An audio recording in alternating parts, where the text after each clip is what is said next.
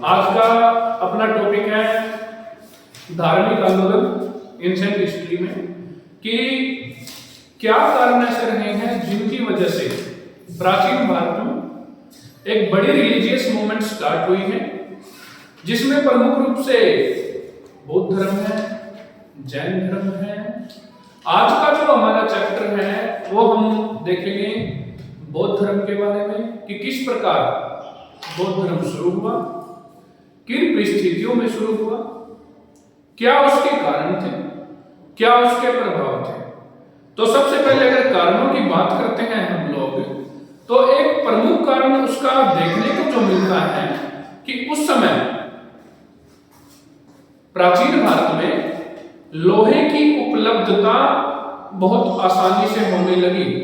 लोहा बहुत जल्दी मिलने लगा और लोहे के मिलने से कृषि की तकनीक का विकास हुआ। एग्रीकल्चर में नए नए इक्विपमेंट बने और एग्रीकल्चर की डेवलपमेंट हुई। परंतु चूंकि इससे पहले वैदिक धर्म बड़ा चर्चा में था, पूरे समाज में वैदिक धर्म को माना जाता था और वैदिक धर्म में बड़े बड़े यज्ञ किए जाते थे। वैदिक धर्म में कई यज्ञ तो ऐसे होते थे कि जिनमें पशुओं की बलि दी जाती थी। अब अगर किसी के पास एक ही बैल है और उसी की यज्ञ में बलि दे दी जाए तो बेचारा परेशान भी होगा, आर्थिक रूप से तंग भी होगा। इसलिए कुछ काफी संख्या में लोग वैदिक धर्म से परेशान थे। इसलिए जब गौतम बुद्ध ने कहा कि यज्ञ की कोई जरूरत नहीं है, तो बहुत सारे लोगों ने बौद्ध धर्म में दीक्षा ले ली। दूसरा इंपॉर्टेंट पॉइंट आता है कि इस समय वैश्य वर्ण के जो लोग थे वो बहुत ही अमीर हो गए थे व्यापार करने के, लगातार व्यापार करने के कारण। अब वो जब अमीर हो गए थे, लेकिन समाज में वो फिर भी तीसरे नंबर पर ही आते थे। जो कि ऋग्वेद के 10वें मंडल में हमने देखा था कि वर्ण व्यवस्था की शुरुआत एक ब्रह्मा जी के विराट पुरुष से हुई है, जिसके मुख से ब्राह्मण निकले हैं, जिसकी भुजाओं से क्षत्रिय निकले हैं, जिसकी थाई से वैश्य निकले हैं और पैरों से शूद्र निकले हैं। इसलिए वैश्यों का स्थान भी शूद्रों से बस थोड़ा ऊपर ही था। इस समय वैसे अमीर तो हो गए, लेकिन समाज में उनको वो स्थान नहीं मिल पाया जिसके वे हकदार थे। इसलिए जब बौद्ध धर्म और जैन धर्म आया तो वैश्य वर्ण के लोगों ने जी भर के पैसा दिया। कई 100 करोड़ रुपए के स्वर्ण मुद्राओं से बने हुए विहार दान में दिए, गार्डन्स दिए, अनेक प्रकार की सहायता दी, जिससे कि धार्मिक आंदोलन बहुत तीव्रता से आगे बढ़ा। तीसरा पॉइंट अगर मैं देखता हूं, तीसरा पॉइंट था क्षत्रियों की प्रतिक्रिया। चूंकि ब्राह्मण वर्ण व्यवस्था में पहले नंबर पे थे, अब लोहे की शुरुआत होने के कारण क्षत्रिय लोग जो थे वो बहुत ही ज्यादा शक्तिशाली हो गए थे। राज्यों की भी स्थापना अच्छे से हो चुकी है, युद्ध भी लड़े जाते हैं, सीमाओं में लड़ता तो क्षत्रिय है, लेकिन समाज में पहले नंबर पर फिर भी राज ब्राह्मण करते थे। इसलिए जब ये धर्म शुरू हुए तो क्षत्रियों ने भी इनको पूरे तरीके से सहायता दी। गौतम बुद्ध भी क्षत्रिय परिवार से संबंधित थे, महावीर जैन भी क्षत्रिय परिवार से संबंधित थे और आने वाले समय में अनेक क्षत्रियों ने इनको राजकीय संरक्षण में दिया इन धर्मों को, जिसकी वजह से ये बहुत ही कम समय में बहुत आगे बढ़े। तो ये सारे कारण हैं। जब हम लिखेंगे मेंस में क्वेश्चन तो इन चीजों को ध्यान रखते हुए शुरू अभी यही से करना है। धार्मिक आंदोलन के कारणों के बारे में अगर पूछा जाए तो आज बौद्ध धर्म की अगर मैं बात करता हूं तो इंट्रोडक्शन देख लेते हैं बौद्ध धर्म का कि क्या हुआ, कैसे हुआ।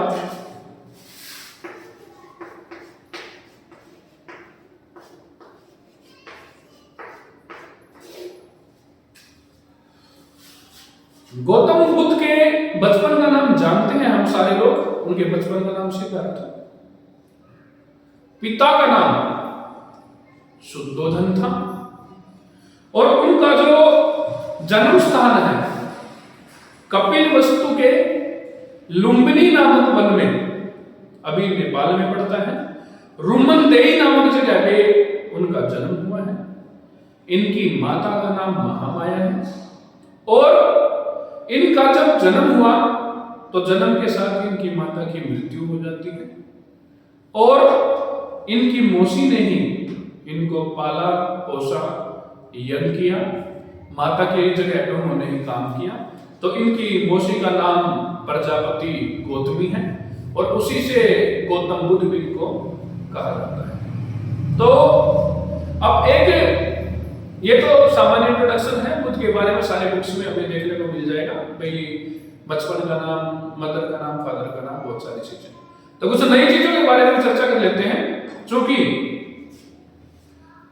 जब गौतम बुद्ध का जन्म हुआ तो एक फेमस ऋषि था उस समय का, वो दौड़ के उनके पिताजी के पास आया।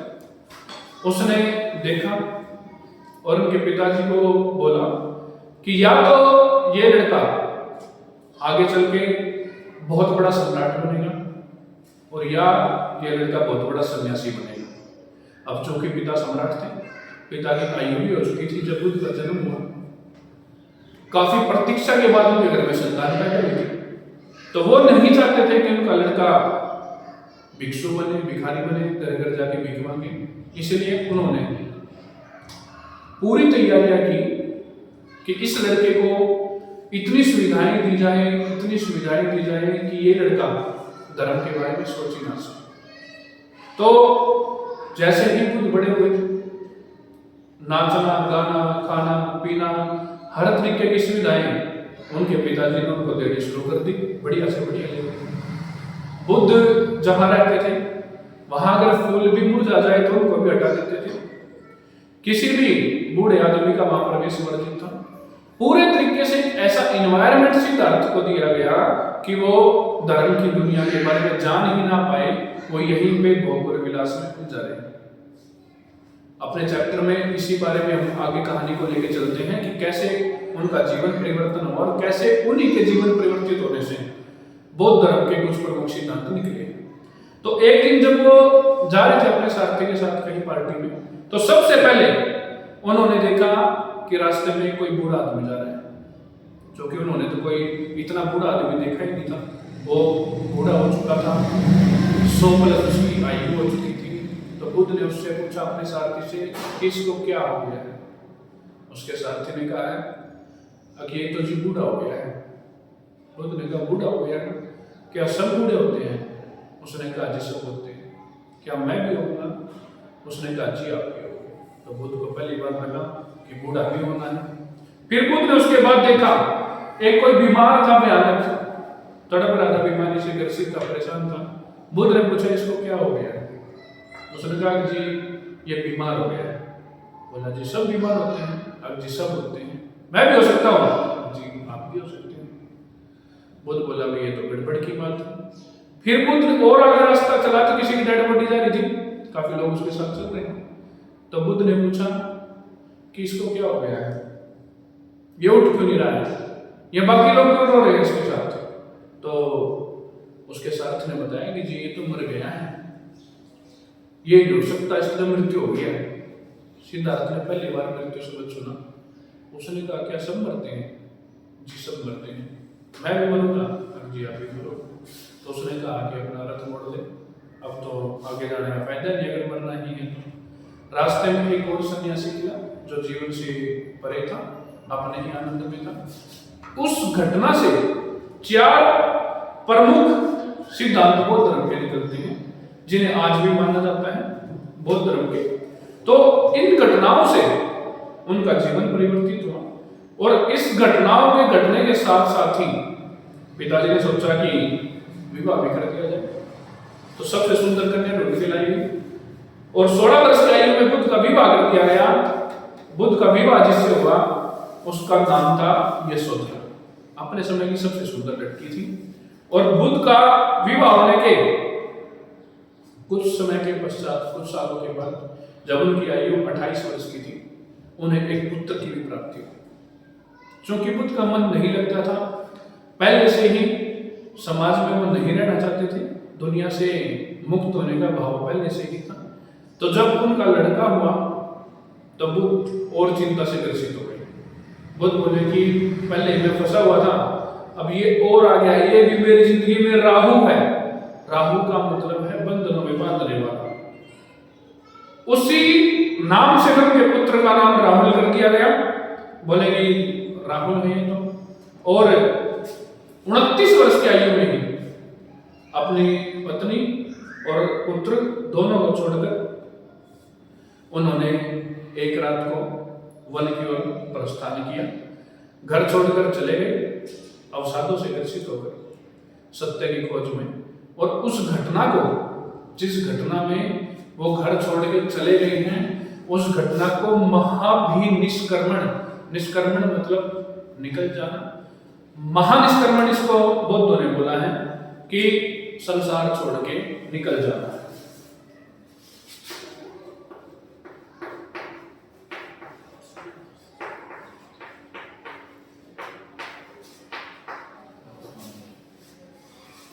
महाभिनिष्क्रमण कहा गया है इस घटना को, जो वो घर छोड़ के चले गए। उनके सारथी का नाम, जो उनको छोड़ के आया है, जो एग्जाम में पूछता है, उसका नाम चलना था। और जो घोड़ा था उनका, एक प्रिय घोड़ा भी था जो उनके साथ चलता था, उस घोड़े का नाम कंथक था। उनके सारथी ने उनको रात को छोड़ा वन में और वापिस आ गए। अब उसके बाद भी समस्याएं खत्म नहीं हुई।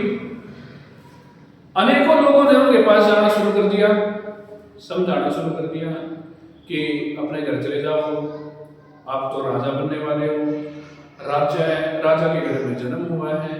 सबका जन्म राजा के घर में नहीं होता है, लाखों में कोई कोई खुशकिस्मत होता है। लेकिन उन्होंने जाने से अस्वीकार कर दिया। फिर अपने राज्य की सीमाओं को छोड़ के उन्होंने दूर और घने जंगलों में जाना शुरू कर दिया। फिर दूसरे राज्य से लोग आने लगे समझाने के लिए, और सिद्धार्थ हो गया परेशान। सिद्धार्थ ने अपने बाल कटा लिए, बिल्कुल गंजा हो गया, अपना हुलिया चेंज कर दिया, कपड़े चेंज कर दिए, ताकि कोई उनको पहचान ही ना सके। और ये जो झंझट खड़ा हो रहा है रोज रोज किसी किसी के समझाने का, ये झंझट खत्म हो जाए। उसके बाद सिद्धार्थ कई गुरुओं के पास गए, कई गुरुओं के पास गए। एक उनके सांख्य दर्शन के भी गुरु हैं, चर्चा में जो रहते हैं, अलार कलाम के नाम से। लेकिन किन्हीं भी गुरुओं के पास जाके वह बुद्धत्व को प्राप्त नहीं कर सके। एक बार वो कठोर तपस्या के लिए भी गए और इतनी कठोर तपस्या करने लगे कि एक दिन निरंजना नदी की धारा थी एक छोटी सी, उसमें वो सुबह नहा के आ रहे थे, उसमें बह ही गए होते। मुश्किल से आसपास से पेड़ पौधे पकड़ पकड़ के बाहर आए और जान बची। उस दिन से उन्होंने सोच लिया कि कोई फायदा नहीं है इसका, इतनी कठोर तपस्या का भी। अगर इस छोटी सी नदी की धारा से मैं पार नहीं हो सकता तो मैं इस संसार के भवसागर से पार कैसे हो जाऊंगा। और जो कठोर तपस्या उन्होंने कई सालों से शुरू कर रखी थी कि पूरे दिन में एक दाना ही अनाज का खाते थे सिर्फ, क्योंकि तपस्या कठोर करते थे, इसलिए शिष्य भी इकट्ठे रखे थे बहुत सारे। सबको लगता था कि ये तो बहुत बढ़िया है, इतनी कठोर तपस्या करते हैं। तो उस दिन रात को जितनी घटना घटी, बुद्ध ने खाना खाया। खीर थी, कोई लड़की दे के गई थी वहां पे पीपल के नीचे, उन्होंने वो खीर खाई। और उस दिन से उन्होंने जो संसार को त्यागने का भाव था वो भी छोड़ दिया, वो भी त्याग दिया। लेकिन जैसे ही उन्होंने खाना खाया, उनके जो शिष्य थे उन सारे लोगों ने कहा कि गौतम तो भ्रष्ट हो गया है, इसने तो अपना वचन तोड़ दिया है, इसने तो अपना नियम तोड़ दिया है, इसलिए हम इसको छोड़ के चले जाते हैं। और वो लोग सारे उन्हें छोड़कर चले गए। उसी रात को गौतम बुद्ध को बुद्धत्व की उपलब्धि हुई, बुद्धत्व की प्राप्ति हुई। और उसके बाद बौद्ध साहित्य ये कहता है कि वो 1 हफ्ते तक मौन रही, उन्होंने बोलना बिल्कुल बंद कर दिया। फिर अनेकों देवताओं ने आके उनकी खुशामद की, उनसे रिक्वेस्ट की कि हजारों हजारों सालों में कोई व्यक्ति उपलब्ध होता है, यहाँ तक पहुँचता है, इसलिए आप दूसरों की भलाई के लिए बोले। तो फिर बुद्ध ने अनेकों जगह पर समय समय पर बोलना शुरू किया।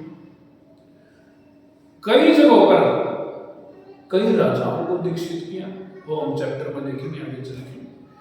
कई फेमस डाकू जो थे उनको भी बौद्ध धर्म में दीक्षा दी, और एक नया तूफान, एक नया आंदोलन खड़ा हुआ जिसकी आधारशिला थी सत्य और अहिंसा।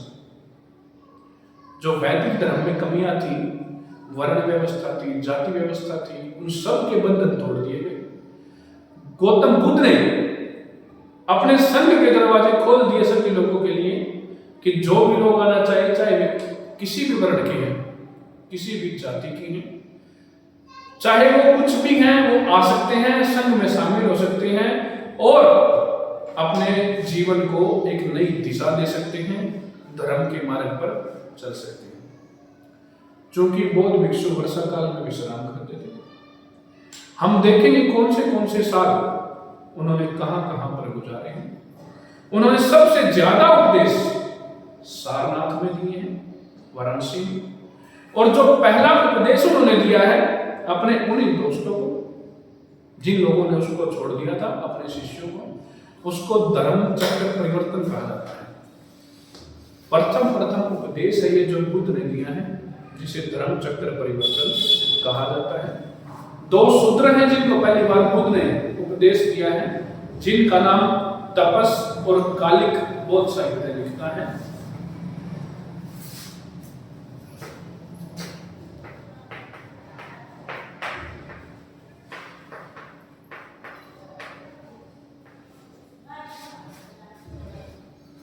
बुद्ध ने सर्वाधिक उपदेश श्रावस्ती में दिए हैं। उनके 2 प्रमुख शिष्य रहे हैं, एक आनंद और एक उपाली। इनका नाम बौद्ध साहित्य में मिलेगा और सिलेबस के अकॉर्डिंग भी जरूरी है पढ़ना। कुछ शासक भी रहे हैं जिन लोगों ने बौद्ध धर्म को स्वीकार किया है उन्हीं के समय में।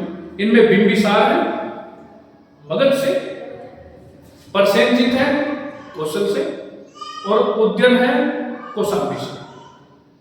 अब कई घटनाएं बुद्ध के जन्म में देखने को मिलती हैं, जिनमें से एक और घटना का जिक्र आज हम लोग करेंगे अपनी क्लास में। मैंने बताया था थोड़ी देर पहले कि बुद्ध ने बहुत सारे लोगों को, कुछ जिनमें डाकू भी थे, बौद्ध धर्म में शामिल किया। ऐसा ही एक व्यक्ति था, उसका राजा से झगड़ा हो गया था। बच्चों, जब राजा से झगड़ा हो गया तो उस व्यक्ति ने कसम खाली कि जब तक 1000 आदमी इस राज्य के ना मार दूं, जब तक आराम से नहीं बैठूंगा। व्यक्ति बड़ा हिंसक था, बड़ा क्रोधित था, वो जंगल में चला गया, एक जगह पर रहना शुरू कर दिया, और जो भी कोई जंगल में अकेला मिल जाता वो उसी की हत्या कर देता और उसकी उंगलियां काट के अपने गले में डाल लेता, ताकि उसे याद रहे अब तक उसने कितने व्यक्तियों की हत्या कर दी। उस व्यक्ति को उंगली माल कहा जाने लगा, क्योंकि वो अपने गले में कटी हुई उंगलियों की माला पहनने लगा, और उसका खौफ, उसकी दहशत इतनी ज्यादा हो गई कि लोगों ने उस रास्ते से आना जाना बंद कर दिया। 999 व्यक्तियों की हत्या उसने कर दी, एक की ही कसर थी।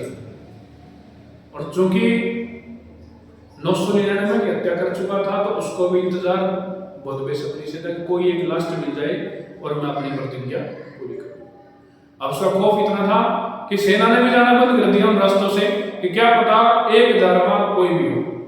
उसकी उंगली माल की मां जो थी कभी कभी मिलने पहले तो चली जाती थी, अब उसने बंद कर दिया डर में कि क्या पता उसी को मार के प्रतिज्ञा पूरी कर दी जाए। तो एक दिन शाम को बुद्ध चले उसी मार्ग पे जहां मुझे मार रहता, तो समझाया लोगों ने कि वहां मत जाओ, वहां तो उंगली मार बहुत खतरनाक। और 999 आदमियों की हत्या कर रखी है, एक की हत्या होनी बाकी है, और वो आपकी भी कर देगा, उसको कोई मतलब नहीं है। कोई सन्यासी है, कोई सैनिक है, कोई राजा है, चाहे कोई कुछ भी हो।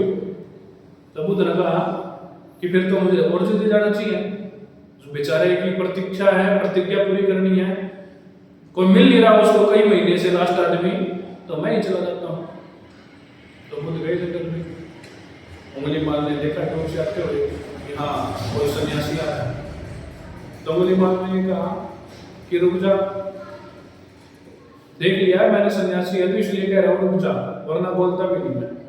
तो बुद्ध ने कहा मैं तो बहुत सालों से रुका हुआ, तो ही नहीं रुक रहा है। और बुद्ध उसके ओर जाना शुरू हुए। तो उंगली माल ने फिर कहा कि मैं तेरी हत्या कर दूंगा, क्योंकि तू सन्यासी है इसलिए वार्निंग दी है, कोई और होता तो ना देता। बुद्ध ने कहा फिर एक काम कर सकता है। उसने कहा क्या? कि इस पेड़ से क्या एक पत्ता तोड़ सकता है? उंगली माल ने जो कुल्हाड़ी ली, रखता था वो एक बड़ी कुल्हाड़ी अपने साथ, उसने एक टहनी में मारा, पूरी टहनी काट के हजारों पत्ते उसने तोड़ दिए। उसने बुद्ध को कहा कि जी लो जी, हजार तोड़ दिए। बुद्ध ने कहा क्या इनमें से एक को वापस जोड़ सकता है? तो उसने कहा कि जी नहीं जोड़ सकता मैं। तो बुद्ध ने कहा जब तू जोड़ नहीं सकता तो तोड़ भी मत। और उंगली माल ने महात्मा बुद्ध से प्रभावित हो गए, बौद्ध धर्म की दीक्षा ली, और उसके बाद लंबे समय तक अपनी मृत्यु तक बौद्ध धर्म को वो बढ़ावा देता रहा। उसने अपना बचा हुआ जीवन पूरा बौद्ध धर्म के हिसाब से गुजारा। तो अनेकों बौद्ध धर्म के बारे में बातें हैं, कहानियां हैं, जिनके बारे में हम बात करेंगे समय के साथ साथ। तो आज जो कराया है, आज के लिए इतना ही बच्चों। अगली क्लास फिर हम यहीं से कंटिन्यू करेंगे। इस आज के लेक्चर से रिलेटेड कोई भी डाउट है तो कमेंट डाल दो आप सारे दोस्त, चैनल को सब्सक्राइब कर दो और लाइक का बटन दबा दो। ये रिक्वेस्ट है, सारे लोगों ने करना है। अभी हमने शुरुआत की है चैनल की और लेक्चर्स की। धीरे धीरे 1 बाय 1 हर चैप्टर को ऐसे ही देखेंगे और पूरी कोशिश करेंगे कि जो भी नॉलेज हमारे पास है वो आपके काम आए। आपका सिलेक्शन जल्दी से जल्दी कराने में हम लोग पूरी मेहनत करेंगे। जय हिंद, जय भारत।